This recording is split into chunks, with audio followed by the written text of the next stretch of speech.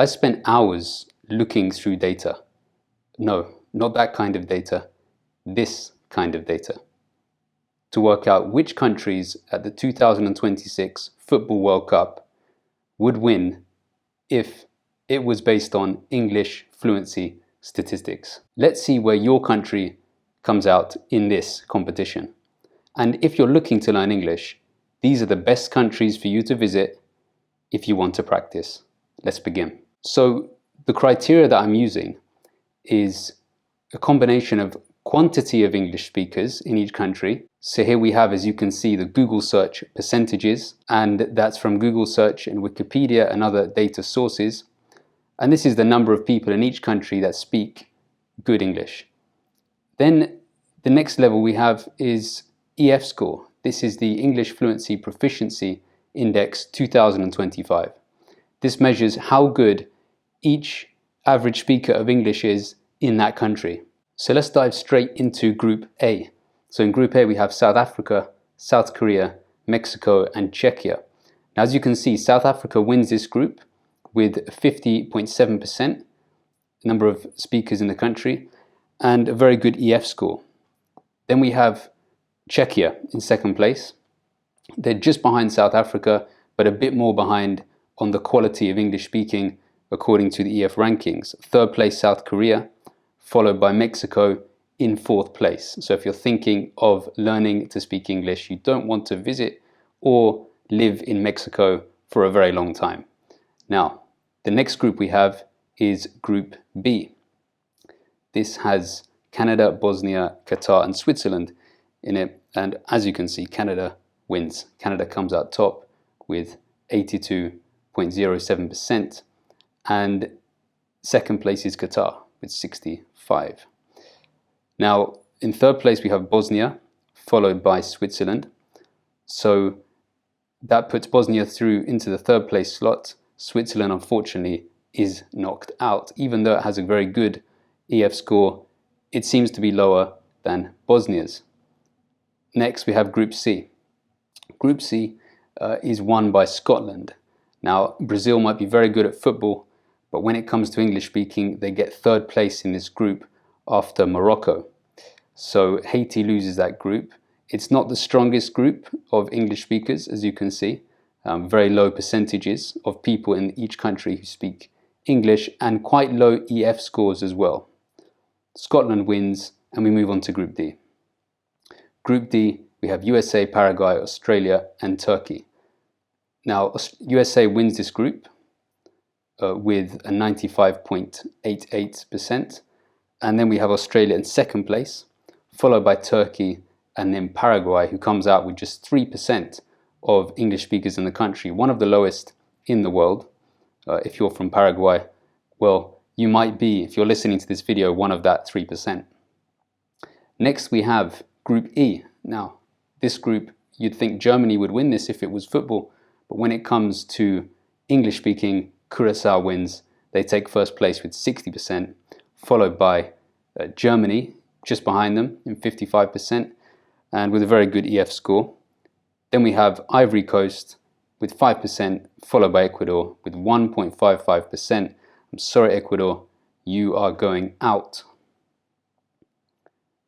Next we have Group F, and here Netherlands wins just ahead of Sweden, so it has 90.94% with a very high EF score from 2025. Then we have Sweden in second place at 89% and a 609 EF score, followed by Tunisia, where I believe English speaking is becoming more common there, and then Japan in fourth place.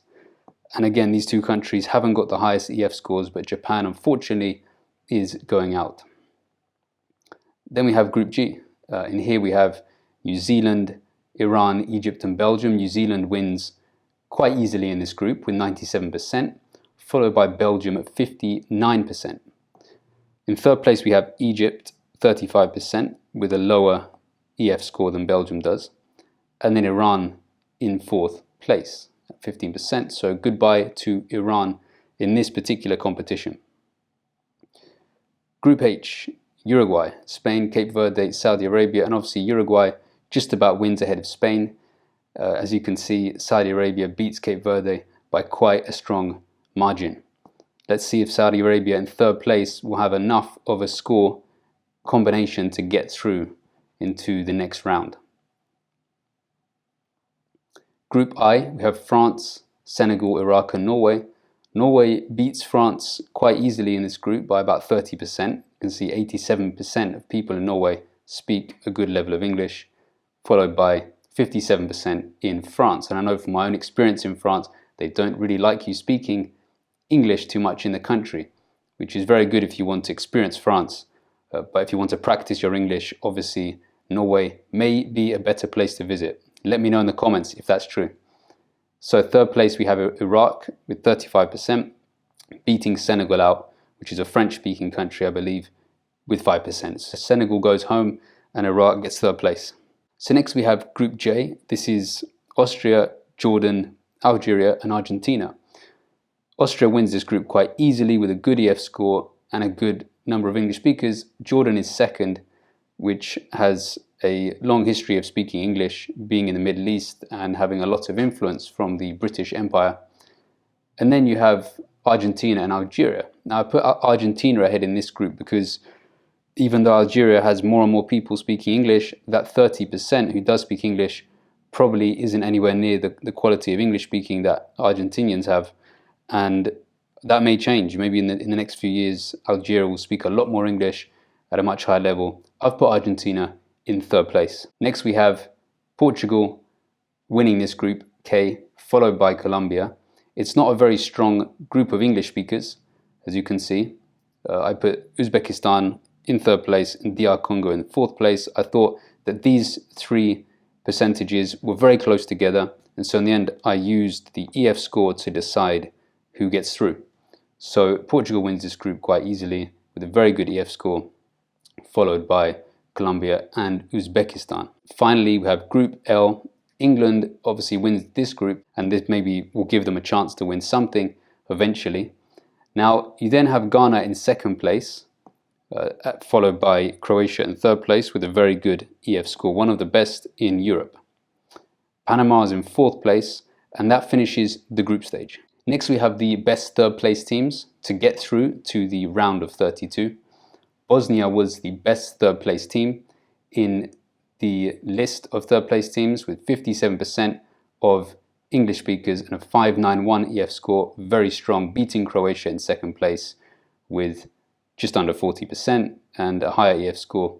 But then you have Egypt, followed by Iraq and South Korea with respectable scores, and Tunisia in sixth place, Argentina in seventh place, and Turkey in eighth place. So those 8 teams will get through to the round of 32 based on their English speaking statistics. Saudi Arabia, Brazil, Uzbekistan and Ivory Coast unfortunately do not get through based on these rankings. Now in the round of 32 we have Curacao facing Turkey in match 74. This would be the same system that the World Cup is using in football. I've just taken their tournament schedule and put in this data to see where they would come out. So in these rankings, Turkey would lose to Curacao, and it's quite a big difference when it comes to the number of English speakers. So I'm going to predict that the similar score in this type of scenario, if it was a game of football, would be probably about 3-1 to Curacao. So I'm giving Curacao a 3-1 win. The next up we have Norway versus Egypt, and this one again is a convincing score. I'm going to give Norway a 3-1 win again over Egypt. Next up, match 73, we've got Czechia versus Qatar. So Qatar just about edges Czechia. Czechia does have a very strong EF score, but I think in Qatar you would have more opportunities to speak English. So I think the match score here would be a very close one. I can see it going to penalties. I'm going to give a 1-1 score, but I'm going to put Qatar through on penalties. Let's just call it a 3-2 penalty win for Qatar there. Next one, Netherlands versus Morocco. This one is a clear win for the Netherlands on both scores, and I have to give Netherlands a 4-1 win. The next match we have is Colombia versus Ghana, and as you can see, there's not really a competition here. Colombia wins on both scores, and I'm going to put them at a 4-0 win.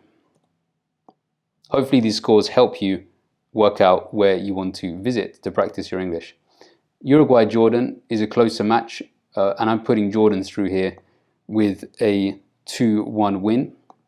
Uruguay wins on the EF score, but Jordan has a much higher percentage of English speakers, and I do believe you may find it more common and a bit easier to practice your English in that country. Match 81, USA versus Bosnia. USA wins this one. Bosnia's good run comes to an end, and they will be going home with a 2-1 win to the USA.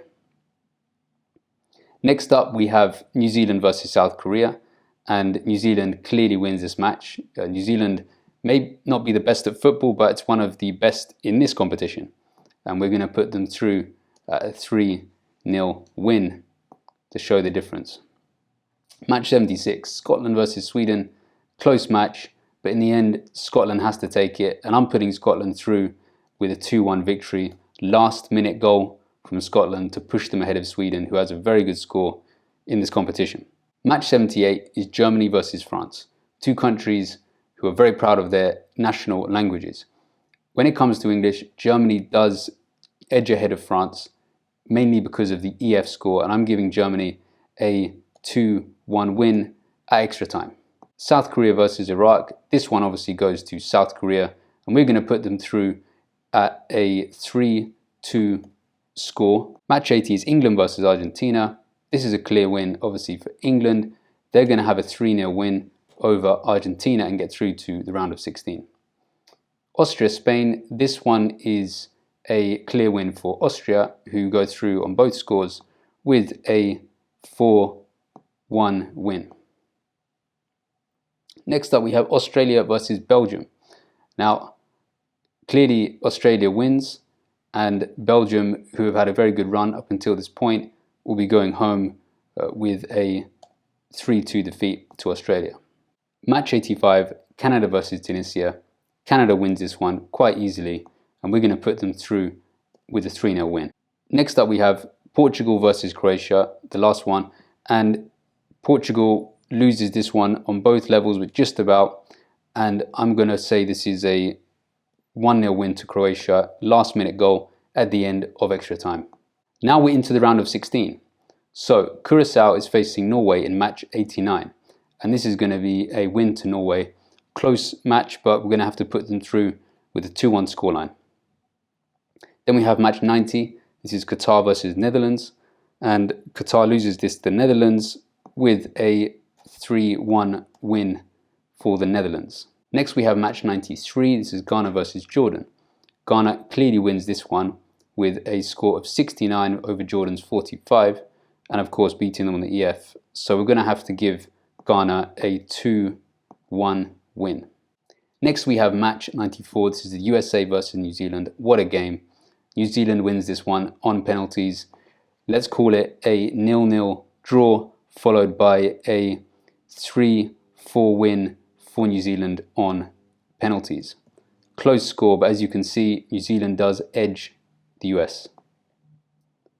Next match is 91. This is Scotland-Germany. Another good game, but Scotland clearly wins, and I'm going to have to give them a 3-1 win over Germany. South Africa versus England. Not really much competition here, but a good game nonetheless. South Africa have done well to get to this point in the competition, but we're putting England through with a 2-0 win over South Africa, and let's see how far England can get in this competition. Austria versus Australia. Another good game, not too imbalanced, as you can see. Even though Austria isn't a native English-speaking country, they've done very well. Australia will beat them in this game 2-1. Match 96, Canada versus Croatia, the last of the round of 16. Canada beats Croatia here by quite a convincing margin on the percentage, but the EF score would suggest that Croatia's is quite good. Let's put Canada through with a 3-1 win after extra time. Now we're into the quarterfinals. What a lineup. These are the 8 best countries at the Football World Cup in terms of English speaking levels, fluency levels, how many people in the country speak English. We're now to the last 8. Norway versus Netherlands. Netherlands wins it, just about ahead of Norway. What a game. I'm putting the Netherlands through with a 2-1 win, again at extra time. Couldn't be much closer, but the Netherlands takes it. Next we have match 98, Ghana versus New Zealand. Ghana's run in this World Cup comes to an end with a 2-4 win for New Zealand. Let's make it an interesting game. Now we have match 99. This is Scotland versus England. What a game. What a lineup. Who would have thought it? But England is going out of its own language competition. Scotland just about pips it, 98.6 to 98.2. These were the latest statistics that I could get on this particular competition for both countries. England loses to Scotland, and it's going to be a penalty shootout. It's going to be a very nervy, tense game. It's going to be 0-0 for most of the match. Scotland hits the post in the last minute, but it goes to penalties, and we're going to call it a 7-6 win on penalties for Scotland. It goes that much to the wire, and England is knocked out of the first ever English Fluency World Cup. Disaster. Match 100, Australia versus Canada. Australia beats Canada, and this is going to be a 1-0 win in extra time. Close game, but if you can bear in mind that Canada has a lot of French speakers in the country, so if you go to the wrong part of Canada, you will learn more French than English. Now we're into the semi-finals. It's Netherlands versus New Zealand. Close game. As you can see, Netherlands has done so well to get to this point, even though it's not a native English-speaking country. But they get kicked out, and it's going to be a goal in the last 5 minutes that puts New Zealand through on a 2-1 scoreline. Scotland versus Australia, another close game, but Scotland just clearly wins this one by a good 7%. We're putting Scotland through with a 4-3 win over Australia, and that finishes the semi-finals. So who gets bronze medal in this competition? Well, that goes to Australia, who wins against the Netherlands just about. It's a very close game, but Australia will pip them to the 3rd spot by 1 goal. Now we're into the final. New Zealand versus Scotland. Who wins? It's going to be Scotland. Scotland wins the English Fluency World Cup. I mean, it's an absolute disaster for England that their closest rival wins the English language Fluency Cup. But they do it. I mean, they do it by just over a percentage. So they beat New Zealand 98.6 to 97.15. It couldn't be closer, but it is. And I'm putting this one at a close 1-0 win, a nervy game. Both teams just fighting out in the final, but in the end, Scotland just gets that goal. I don't know how they do it. Maybe from a free kick in the last 10 minutes. Scotland beats New Zealand. New Zealand gets silver medal. Scotland wins the English Fluency World Cup. If you disagree with my findings and these statistics, let me know in the comments. Let me know which country you're from. And of course, subscribe to this channel if you would like more content like this. See you next time.